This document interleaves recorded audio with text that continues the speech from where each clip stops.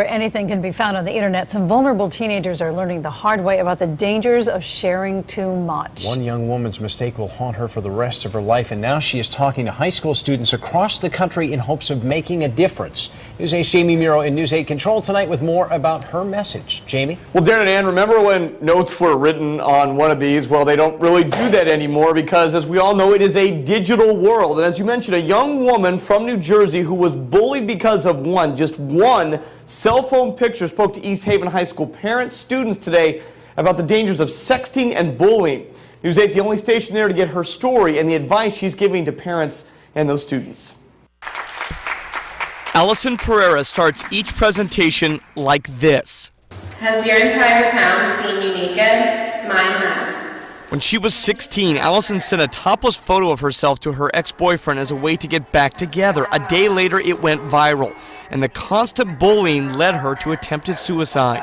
When you have kids come up to you, say that you've saved their lives, then it makes it all worth it. These innocent faces sitting on their mother's laps will one day soon become immersed in social media and the pitfalls that can follow.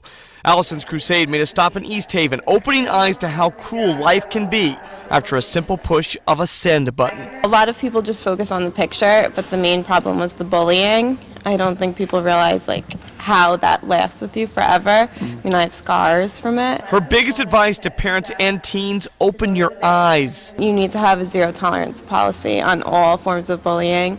Look for the signs of a kid who is being bullied and get them help. Because no child should have to stand in front of an audience of complete strangers and say this. Has your entire town seen you naked? Mine has.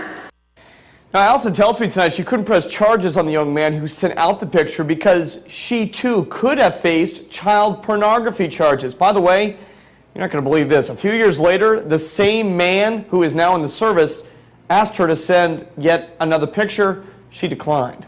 In News 8 Control, I'm Jamie Muro.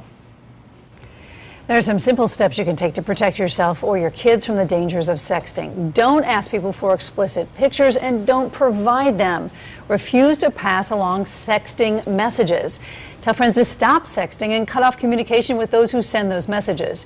If you know somebody who is sending sexually revealing photos, tell an adult and report it to the hosting website. For more tips,